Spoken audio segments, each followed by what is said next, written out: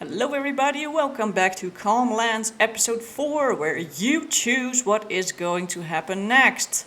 At the end of the episode you have a list of 3 options you can choose from to see what we're gonna do in the next episode. Last time nobody voted, I'm so disappointed in you guys, seriously. So I have made a choice for myself. We're gonna go with sheep, because grass is free, technically.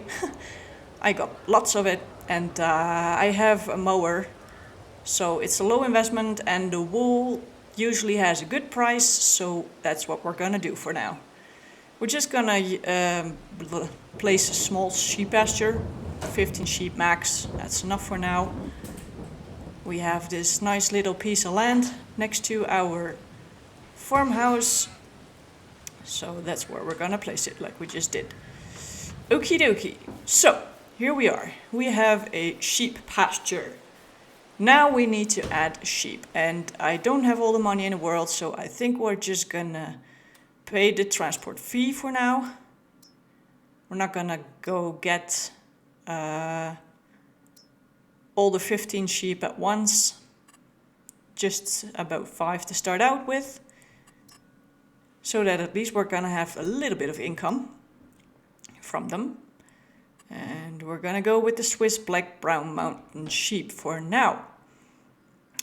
Yep, just the babies, they will grow into adults soon enough. So here they are, our new fluffy friends. May they live a happy life and produce a lot of wool and lambs. But mainly wool. So, now that we have done that, we need to go buy a forage wagon, and we do have a mower already, so that's good. I have no clue what type that is, but we'll find out soon enough. There's nothing interesting on sale, so we have to go buy something new. Well, what needs to be done needs to be done. So, forage wagon. Yeah. I think we'll just stick to the cheapest one, because I don't have a ton of sheep, so I won't need a ton of grass. Keeps the cost low, so that's good. For now, we're just gonna start mowing, and then afterwards we'll just pick it up with our forage wagon, which I have in the background just already picked up and placed in front of the sheep pasture. This mower is a little funny. I don't think we're gonna keep it forever, because I don't like materials that are sticking out to the side like this, living pretty much their own life. So at some point we'll just trade it for a mower, I think, that goes into the front of our tractor, so we can attach the forage wagon to the back, so that we can mow and pick it up in one go. Makes life a whole lot easier. Saves you a ton of time, which I still have. So for now it's not a problem, but in the future, well, that's what we're gonna switch to. But the forage wagon at least is gonna stay at the sheep pen, so that just makes life easy feeding the sheep. We'll just go round and round.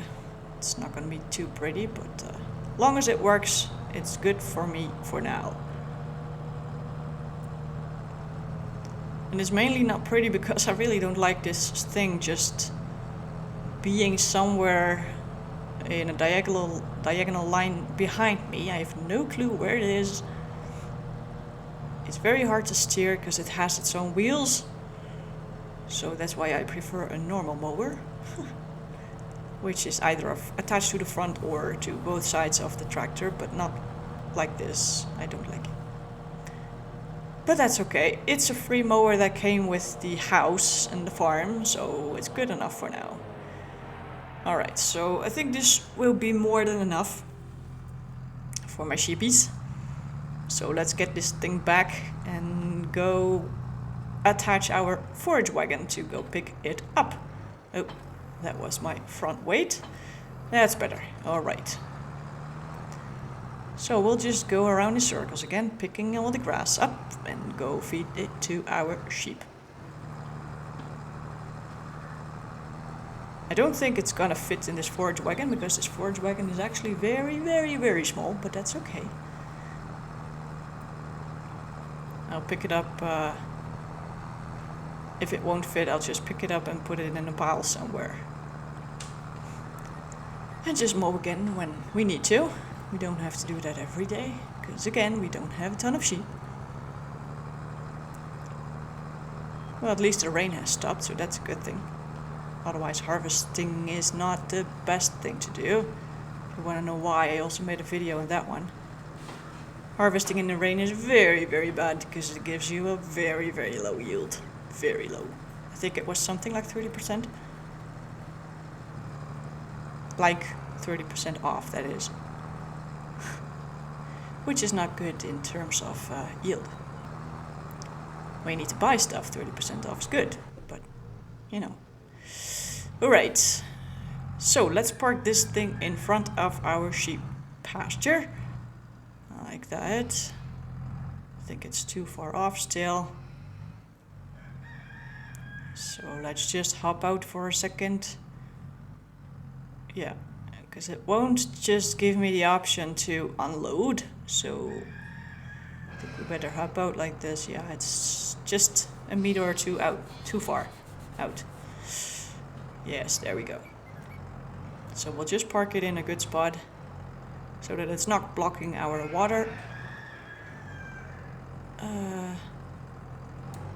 Thingy. There we go. Yes, perfect. So let's see how much fits in here. Yeah, it's not much at all, but it's just 5 sheep, so that's okay. No problem. We'll just leave the thing here and we have to go buy a water tank, water bowser, or however you want to call it. Where is it? There we go. With the animal stuff. That one is a very tiny one. 2,000 liters. Yeah, well. The others obviously hold more, but for now, with 15 sheep max, I think this one will do. 2,000 liters should be more than enough. So we'll just stick with this one. There we go. Alrighty, so we don't have a large lake or something that we can use for free water, so we need to place a water tank, which I normally never do, because I prefer free water, obviously. Hey. Containers, there he is, the water tank. That one, okie doke. So where are we gonna put it? Right there, no, that's a little too steep, I think. Yeah, that's too steep. It's not the best location. In front of the field's also not very smart. So just a little from the side, next to the tree. That's going to be good enough. Okie dokie. Let's fill up this beastie. And then provide our sheep with water so that they will be happy and they will start producing wool. And fill, please. Why is it not filling? Oh, we can start filling. All right. So, what will be the price of 2,000 liters of water? I have no idea because, like I just said, I usually never do it like this. Yeah, okay, so that's a lot. 200 euros for 2,000 liters of water, that's like insane. And that, my friends, is the reason why I usually use or prefer free water, but that's not an option at this location. There are some ponds at this map, but I saw that they are just like on the other side. That's a little too long of a drive. Not the best option, so at some point we'll switch to barns where we have automatic watering, and yes, they will also cost you money, but it just helps you make farming a little more efficiently. So yeah, grass is 100% and water is completely filled, 1,500 liters, so that's perfect with our 2,000 liter tanky. So let's see what we're gonna do now. I think we should check on the crop calendar, because I was thinking about putting in some barley. not garlic, that's not in the game, unfortunately. Barley. So that needs to be seeded already like today, because tomorrow it's gonna be November and we only have until October to get it into the ground. So we will just hop into our red tractor and go start seeding our field, which is the one right behind here, the white one. Because the other one's already been sown with grass for silage, which you can see here in the background. It's nice and green already, so within a day or two I'll be able to go get our first crop from there. And then soon afterwards we will be able to make some nice cash. Okie doke, so we don't have a lot of seed left, so let's go buy 2 more big bags of seed. There we go, objects, big bags. The seeds, let's see, I think 2 will be more than enough for now. Okay. So I have just been refilling the seeder at the store. So let's get going and get these barley seeds into the ground. I prefer to do it myself right now because this field is a little crooked. And if I'm gonna hire a helper, I think they're gonna screw up badly. Skipping parts and stuff like that, so that I wouldn't need to have to redo it, like a lot of it. And there is not a ton of other things to do yet, so I do have the time to do this, so why not do it myself, right? I just think it's annoying that those little white spots on the sides just stay there. It's like it's skipping some parts, but it's just weird. I don't like it, but that's okay. Seed rate is very high. That's a bummer, but still it's not going to use a lot of seed, I see. Now it's just been using 3%, that's not much at all. So I think we'll have more than enough with just 1 tank of seed. Perfect. That means that we don't have to do another trip to the store. It's always good, because that's wasting gas and time, and gas and time is money.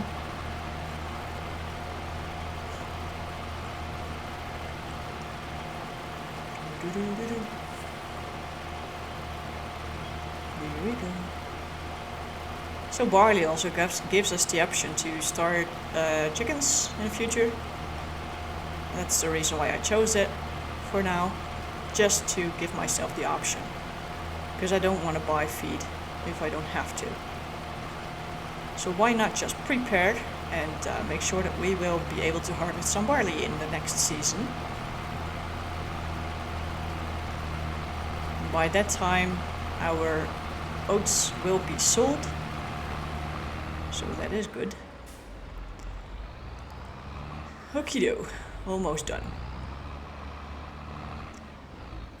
And in the future we will just start with chickens because they are producing eggs and that's money, and it's really also an animal that doesn't demand a lot of things, and with eggs you can also make great money.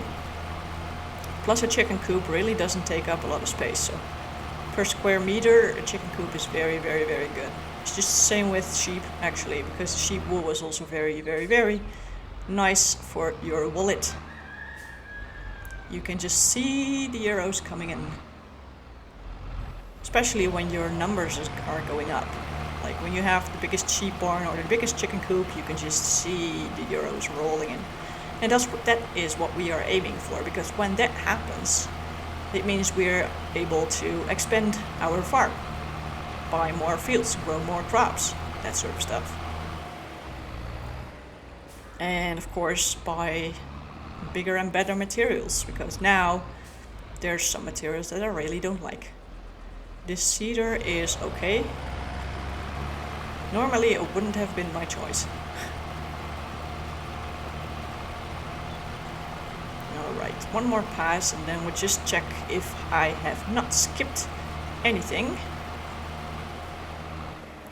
Turn around, make a 3-point turn.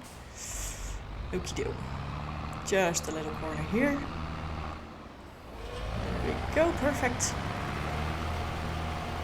66% left in our seed tank, so that is good.